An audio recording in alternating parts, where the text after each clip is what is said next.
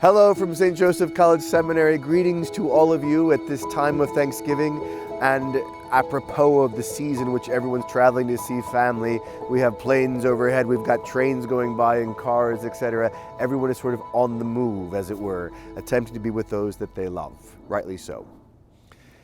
One of the things that happened with me in this time, and which is a motive, to be sure, of Thanksgiving, is I was overseas working on a program for our new men. The hotel class will be hopefully going overseas in May, early June, to do a bit of art, architecture, introduction to philosophy with the Dominicans in Rome. And putting that trip together was an exciting thing for me to be able to do, but it was more exciting in some ways for me to be able to come home. One of the things I realized being over there is that we've in so many ways taken all of the best things in terms of learning art, architecture, music, etc., and build it here. And as a result, of course, people are wanting to come, not just seminarians, but the people of the diocese, the faithful, for which we're doing this next phase in the first place, because to have a landing place, a real epicenter of Catholic culture. But when I was over there, I certainly noticed to some degree the decay. And on the physical level, that's pretty normal. Things are very old. And as a result of that, it takes constant upkeep. But in so many of the areas, the upkeep's no longer being done. Because in some of those areas, many of those areas, the faith is dwindling. Whereas here, it's burgeoning. Because in Europe, if you're going to keep the faith, if you're going to keep the fire of the faith alive, then it's going to be manifested in your buildings, manifested in the streets, manifested in the way people comport themselves. But I've noticed an increasing dying down of that fire to the point where the buildings aren't being kept up as well. There's no sign of religion in the streets oftentimes, in places that were just filled with the manifestation of the gospel. Now it's hard to find.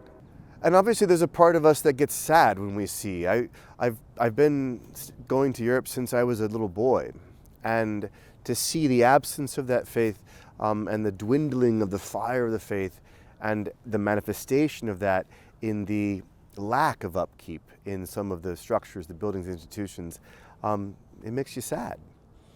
And so toward the end of the trip, I was thinking to myself, do I want to bring people here, even though it's the epicenter of Christendom? Do I want to bring people here? And then I went to go see the tomb of St. Catherine, who said, if you are what you should be, you set the whole world on fire. She even said, my nature is fire. She was all about taking what had fallen and rekindling things and setting it ablaze again out of a love for Jesus Christ.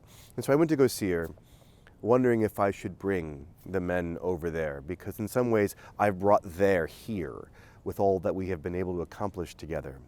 And then the thought dawned on me while I was visiting Catherine at her tomb, that I'm not just going to Europe in some sense. I'm not just going to Europe for the purpose of receiving, but we're also, as we prepare these men, as we prepare ourselves in terms of the faith, we're actually going out as ambassadors and as evangelists in some degree. So that when we're in the streets, whether here or over there, we're manifesting the great joy of the gospel that we have and the fire that dwells inside of us, to be able to rekindle things in the church where things have been let go. Because in the past, we think about receiving everything from Europe because the faith was planted there by Peter and Paul, and so everything kind of came forth from there. But in some ways now, not just Rome, but Europe in general, now we're the inheritors. We're the ones that have, as it were, the faith that we've received from those who came from there. And it's time in some ways to give back, to be able to go out from what we've been given here and to manifest the joy of the gospel, the truth of the gospel, the love of Jesus Christ to the persons that we encounter.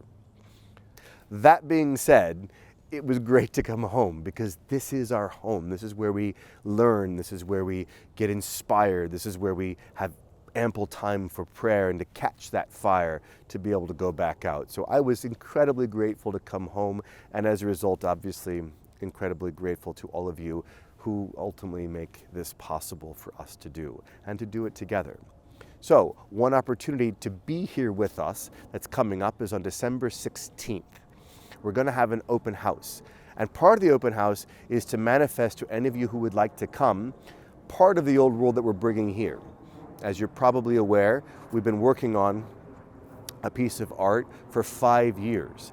It's in the style of the Sienese, kind of 14th, 15th century style of art. That's going to be a massive polytic, which means panels that are gilded with saints on them, Our Lady and with the Child enthroned, St. John the Baptist, St. Joseph, St. Catherine, and St.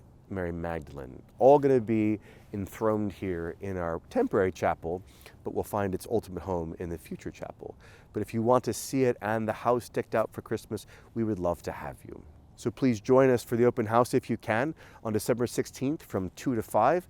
And in the meantime, have a blessed, blessed Thanksgiving. We all have so incredibly much to be grateful for. God bless you all.